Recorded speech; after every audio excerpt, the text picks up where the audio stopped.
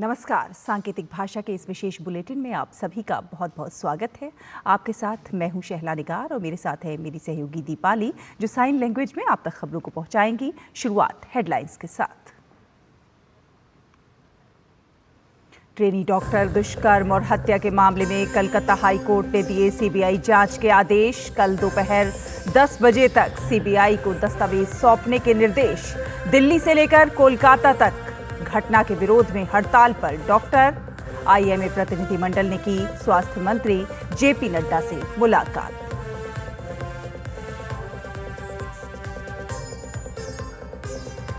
महिला शोषण और अपराध को लेकर भाजपा ने उठाए विपक्ष के रवैये पर सवाल।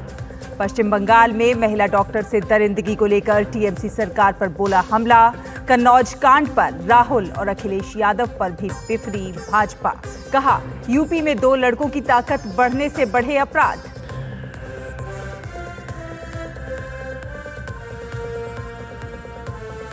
हर घर तिरंगा यात्रा के तहत देश भर में कार्यक्रमों का आयोजन। उपराष्ट्रपति ने भारत मंडपम से बाइक रैली को दिखाई हरी झंडी। अमित शाह अहमदाबाद में तिरंगा यात्रा में हुए शामिल। लखनऊ में सीएम योगी आदित्यनाथ ने तिरंगा यात्रा बाइक रैली को किया रवाना।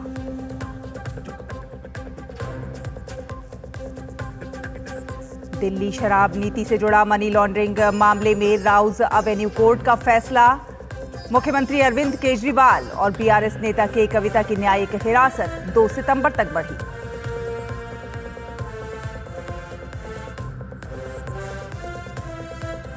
और विनेश फोगाट के सिल्वर मेडल पर फैसला आज।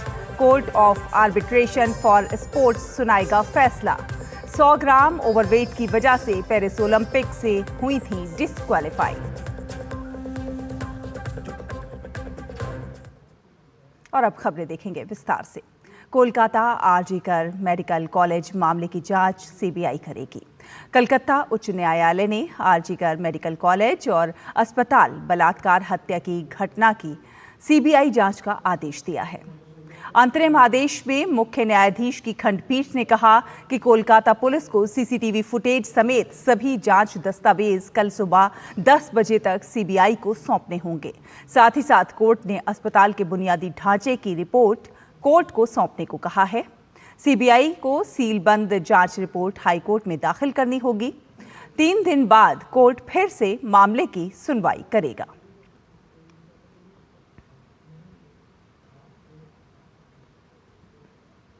कलकत्ता हाई कोर्ट के वकील ने अदालत के आदेश के बारे में और जानकारी दी है। How much seriousness was lacking in so far as this particular investigation is concerned? We are rather thankful and grateful to the Honorable Court that the CBI has been now handed over the investigation. We also wanted the investigation to be monitored by the Honorable Court. Now the court has also directed the CBI to file periodic reports. Now that the CBI will be investigating, in the event the parents of the deceased girl, they feel threatened, the CBI should always take all the necessary steps to give them protection under the witness protection scheme. Kolkata में महिला resident doctor के साथ rape और murder की घटना को लेकर काशी हिंदू विश्वविद्यालय के डॉक्टर्स भी घटना के विरोध में हड़ताल पर चले गए हैं। उनसे बात की हमारे संवाददाता हरिकेश कुमार ने। पूरे भारतवर्ष में डॉक्टर्स स्ट्राइक पर हैं। मैं काशी हिंदू विश्वविद्यालय के सर सुंदरलाल चिकित्सालय के आपातकालीन चिकित्सा जो है वहाँ पे हूँ। मेरे साथ आईएमएस के डायरेक्टर संखवार साहब हैं और एमएस सर सुंदरलाल के गुप्ता जी भी हैं। दोनों लोग से मुलाकात हो गई। सर, क्या असर है यहाँ पे आपके आईएमएस में जो स्ट्राइक पे हैं रेजिडेंट डॉक्टर्स, और कौन कौन हैं? हाँ, सबसे पहले तो मैं वहाँ जो घटना हुई उसकी बहुत ही निंदा करता हूँ और अपने बीएचयू के बारे में बताना चाह रहा हूँ कि हमारे यहाँ सारी इमरजेंसी सेवाएं चल रही हैं, आईसीयू सेवाएं भी चल रही हैं, ये बिल्कुल बाधित नहीं है। कुछ ओपीडी की सेवाएं और जो इलेक्टिव ओटी हैं उन सेवाओं पे कुछ प्रभाव है और सबको निर्देशित भी किया गया कि ऐसे जो लंबे केस नहीं हैं, छोटे केस जिन्हें आसानी से किया जा सकता है, तो वो नर्सिंग ऑफिसर और सीनियर डॉक्टर मिलकर के वो भी कर रहे हैं। तो जो इमरजेंसी सेवाएं हैं उन पर कोई प्रभाव नहीं है और हमारे रेजिडेंट डॉक्टर जो मरीज भर्ती हैं उनको अच्छे से देख रहे हैं। डॉक्टर साहब, ये कौन कौन लोग स्ट्राइक पे हैं और आप लोग कैसे इसको हैंडल कर रहे हैं? देखिए, ये जो देशव्यापी हड़ताल हुई है, जो कारण आपको स्वयं मालूम है, तो इसमें जूनियर रेजिडेंट्स और सीनियर रेजिडेंट जो डीएम कैंडिडेट्स हैं वो ही स्ट्राइक पे हैं। बाकी हमारे इंटर्न्स और जो और सीनियर रेजिडेंट हैं वो सारे जॉब पे हैं। वार्ड के सारे मरीजों को देखा जा रहा है, इमरजेंसी ओटी सर्विसेज चल रही हैं और हमारी आईसीयू और इमरजेंसी सर्विसेज पूरी चल रही हैं। जी, ये इमरजेंसी सेवाएं चल रही हैं। रेजिडेंट डॉक्टर्स, एमडी, एमएस ये हड़ताल पर हैं। बाकी जो सीनियर डॉक्टर्स हैं जैसे कि डायरेक्टर साहब और एमएस, ये लोग इन जो चिकित्सा सुविधाएं हैं उनको हैंडल कर रहे हैं, उनको देख रहे हैं। तो कुल मिला के बीएचयू अपनी ड्यूटी कर रहा है और साथ में हड़ताल भी चल रही है। Doctor Harkesh Bahadur Singh Gautam, DD news, Varanasi. तो कोलकाता में ट्रेनी डॉक्टर के साथ दुष्कर्म और हत्या के मामले में केंद्रीय स्वास्थ्य मंत्री जेपी नड्डा ने इंडियन मेडिकल एसोसिएशन के प्रतिनिधिमंडल के साथ बैठक की। इससे पहले इंडियन मेडिकल एसोसिएशन ने केंद्रीय स्वास्थ्य मंत्री जेपी नड्डा को पत्र लिखा था। पत्र में आईएमए ने कार्यस्थल पर डॉक्टरों और महिलाओं की सुरक्षा में सुधार के लिए तत्काल कदम उठाने की मांग की थी।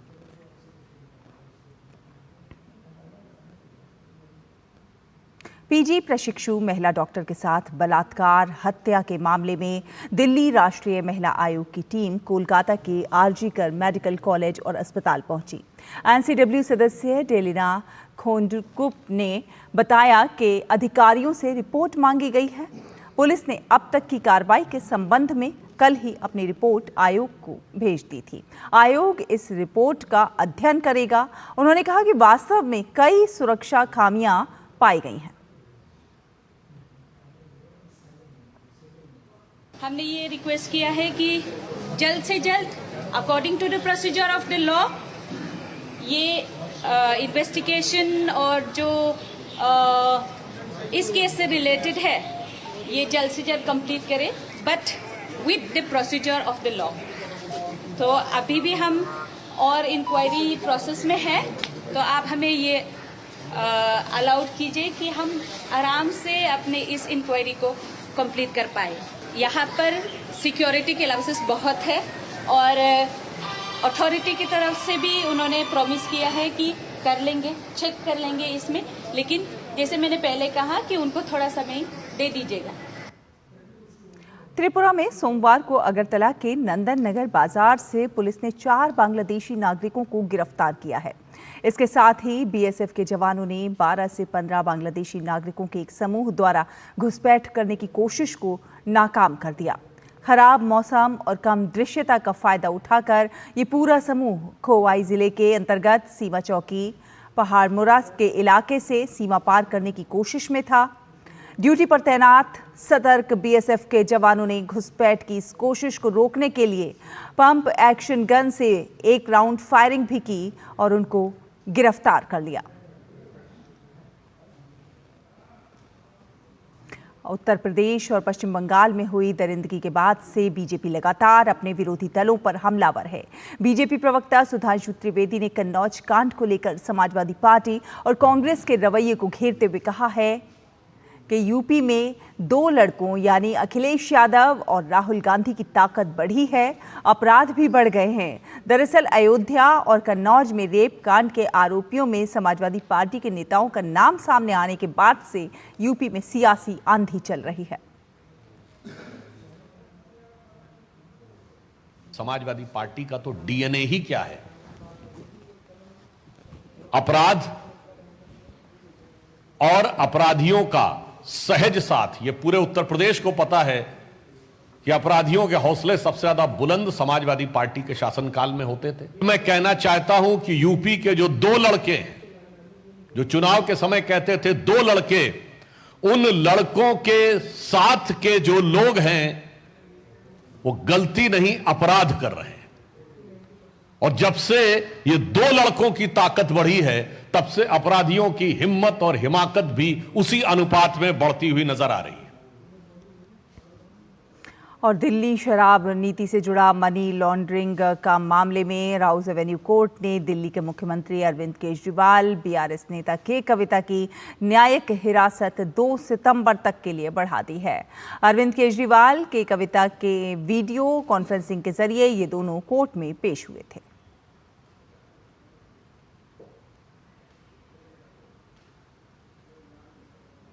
और एमपी एमएलए विशेष मजिस्ट्रेट की अदालत ने आम आदमी पार्टी के राज्यसभा सांसद संजय सिंह और पूर्व सपा विधायक अनूप समेत 5 दोषियों के खिलाफ गैर जमानती वारंट का आदेश जारी किया है। मजिस्ट्रेट ने सजा के खिलाफ अपील खारिज होने के बाद आरोपियों के कोर्ट में सरेंडर न करने के कारण गिरफ्तारी वारंट जारी किया है। स्पेशल सेशंस कोर्ट जज एकता वर्मा की अदालत से सभी दोषियों की अपील खारिज होने के बाद उन्हें संबंधित कोर्ट में आत्मसमर्पण करना था। मामला 23 साल पहले बिजली पानी की समस्या को लेकर तत्कालीन सरकार के खिलाफ धरना प्रदर्शन और रोड जाम से जुड़ा हुआ है। एमपी एमएलए विशेष मजिस्ट्रेट की अदालत ने संजय सिंह और अनूप समेत 6 आरोपियों को करीब 1.5 वर्ष पूर्व दोषी ठहराया था। कोर्ट ने 3-3 माह के कारावास एवं 1.5 हजार रुपए के अर्थदंड की सजा सुनाई थी। और हरियाणा के आगामी विधानसभा आम चुनावों के मद्देनजर भारत निर्वाचन आयोग 2 दिवसीय हरियाणा दौरे पर है। पहले दिन मुख्य चुनाव आयुक्त राजीव कुमार और चुनाव आयुक्त ज्ञानेश कुमार और डॉक्टर सुखबीर सिंह संधू ने राष्ट्रीय और राज्य स्तरीय राजनीतिक दलों के प्रतिनिधियों के साथ बैठक की। आर्टिफिशियल इंटेलिजेंस के क्षेत्र में प्रशिक्षित युवा तैयार करने के मकसद से कौशल विकास और उद्यमशीलता मंत्रालय ने अहम पहल की है। Artificial intelligence programming assistance course शुरू करने को लेकर आज नोएडा में प्रशिक्षण महानिदेशालय और माइक्रोसॉफ्ट के बीच महत्वपूर्ण समझौता हुआ। इस मौके पर कौशल विकास और उद्यमशीलता मंत्री जयंत चौधरी भी मौजूद थे। देश के 200 आईटीआई और 15 राष्ट्रीय कौशल प्रशिक्षण संस्थानों में इस साल माइक्रोसॉफ्ट के सहयोग से आर्टिफिशियल इंटेलिजेंस में कोर्स की शुरुआत होगी, जिसका फायदा 10,000 से अधिक छात्रों को मिलेगा। माइक्रोसॉफ्ट के साथ पार्टनरशिप हुई है तो हमारे मंत्रालय के बहुत एफर्ट्स हैं। 1 साल से हमारी पार्टनरशिप बहुत सक्सेसफुल हमने देखी चलाई है और उसी को हमने एक दोबारा एक्सटेंशन दिया है। 8,000 बच्चों को ट्रेनिंग मिलेगा और ये एक पूल बन जाएगा जिससे हम फिर और स्केल अप कर सकते हैं। पूरे देश की तरह अरुणाचल प्रदेश में भी हर घर तिरंगा अभियान तेजी से आगे बढ़ रहा है।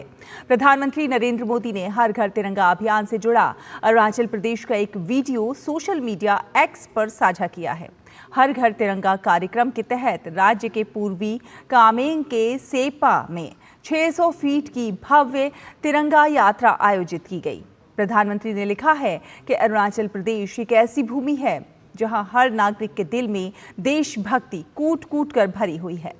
ये राज्य की जीवंत सांस्कृतिक विरासत में स्पष्ट रूप से परिलक्षित होता है। हर घर तिरंगा के प्रति ऐसा उत्साह देखकर खुशी हुई। दिल्ली में झंडा फहराने के मामले में एक नया मोड़ आया है। अब उपराज्यपाल ने 15 अगस्त को झंडा फहराने के लिए दिल्ली के गृह मंत्री कैलाश गहलोत को नामित किया है।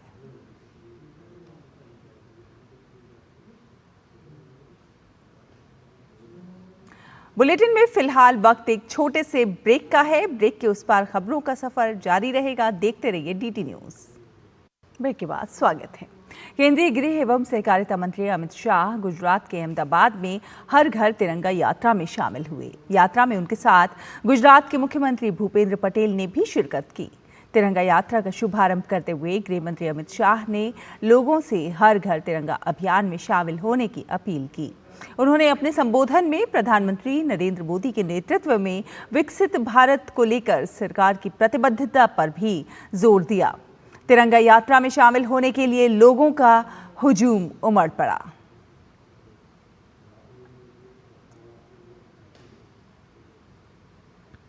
स्वतंत्रता दिवस से पहले हर घर तिरंगा अभियान अपने चरम पर है। जम्मू कश्मीर के रियासी में आयोजित की गई एक तिरंगा रैली ने लोगों का ध्यान आकर्षित किया।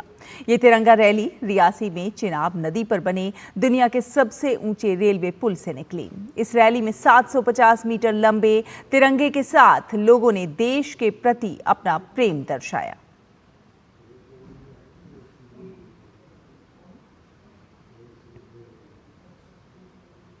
और केंद्रीय वाणिज्य मंत्री पीयूष गोयल ने एनआरएफ रैंकिंग में भारतीय विदेश व्यापार संस्थान IIFT दिल्ली के अच्छे प्रदर्शन पर सोशल मीडिया साइट एक्स पर बधाई दी है। उन्होंने लिखा है कि जहां 2023 के एनआरएफ रैंकिंग में IIFT दिल्ली की 27वां स्थान था, वहीं इस बार इसने छलांग लगाकर 15वां स्थान हासिल कर लिया।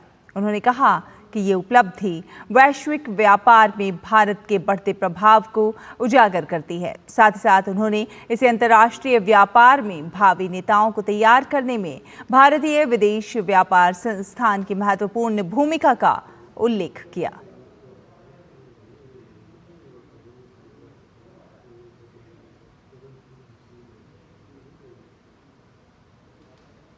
और राष्ट्रपति द्रौपदी मुर्मू 14 अगस्त 2024 को अमृत उद्यान ग्रीष्मकालीन वार्षिक आयोजन 2024 के उद्घाटन समारोह में शामिल होंगी। इसके बाद 16 अगस्त से 15 सितंबर 2024 तक अमृत उद्यान जनता के लिए खुला रहेगा।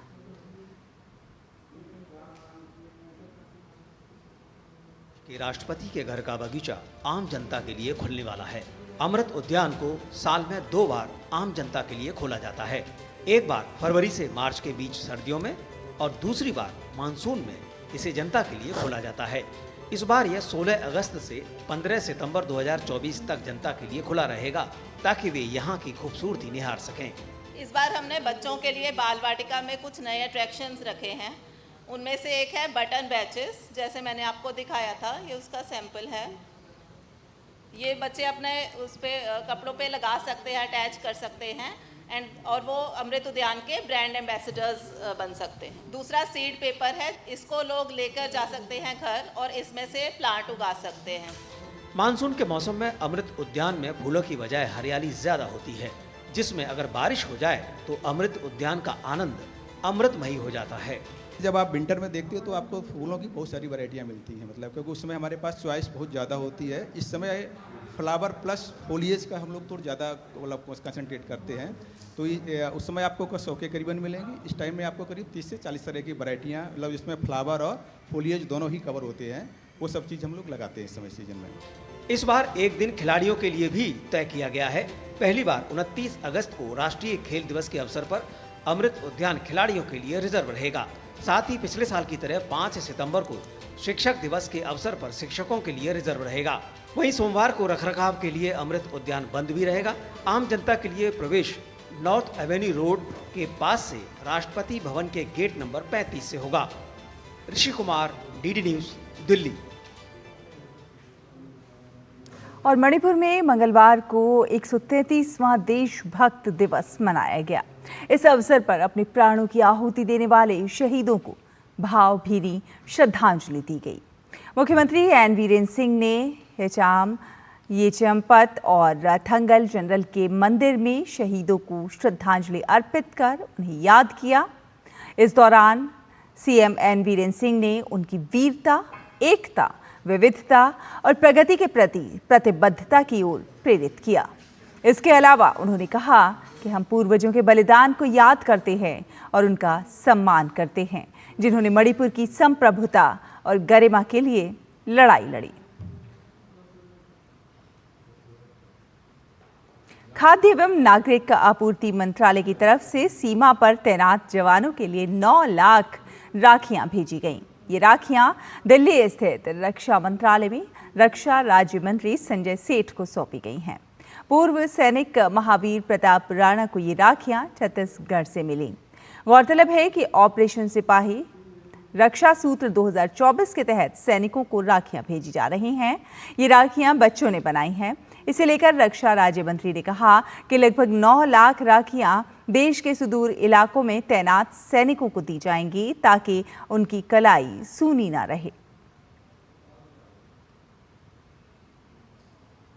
ये राखियां बॉर्डर पे उन सैनिकों को भिजवाएंगे ताकि उनकी कलाई सूनी नहीं रहे।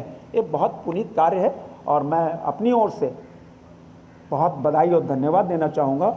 और ये राखियाँ उन सुदूर इलाकों में जहाँ कोई सोच नहीं सकता है, वो ये राखियाँ राखी के पहले उनके सैनिकों के भाइयों के पास पहुँचेगी और 19 तारीख को राखी बांधकर अपनी बहनों को और भारत माता भारती की सेवा में लगे रहेंगे। अच्छा कार्य किया है और 9 लाख राखी जो है हमारे सैनिकों के लिए उन्होंने प्रदान किया है। हमारा एम होगा कि ये सारे राखियाँ हम हमारे सीमावर्ती इलाकों में जो हमारे सैनिक हैं उनके पास भेजेंगे। और आगामी अमेरिकी चुनाव और वहां के नए राष्ट्रपति के साथ भारत संबंधों को लेकर पूरी तरह से आश्वस्त है। विदेश मंत्री डॉक्टर एस जयशंकर ने कहा है कि भारत का अमेरिका के साथ संबंधों को लेकर लंबा अनुभव है। जो भी अमेरिका का नया राष्ट्रपति होगा, भारत उसके साथ काम करने को लेकर पूरी तरह आत्मविश्वास से भरा हुआ है। The American system will throw up its verdict, and you know, I'm not saying this just as a formality, but if you look over the last 20 odd years, maybe a little bit more, for us we have every confidence that we will be able to work with the President of the United States, whoever he or she will be.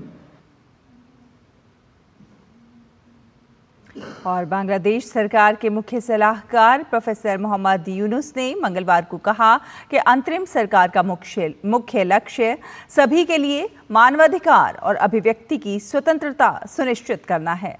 उन्होंने बांग्लादेश में रह रहे हिंदुओं से कहा है कि सम्मान से जीना उनका संवैधानिक अधिकार है। यूनुस ने स्पष्ट किया कि कानून की नज़र में सभी बराबर हैं और कहीं भी मतभेद पैदा करने की कोई गुंजाइश नहीं है। उन्होंने सभी से बांग्लादेश में कानून का शासन स्थापित करने के लिए अंतरिम सरकार का सहयोग करने का आग्रह किया। इसी के साथ इस विशेष बुलेटिन में फिलहाल इतना ही। मुझे, दीपाली को और हमारी पूरी टीम को दीजिए अनुमति। नमस्कार।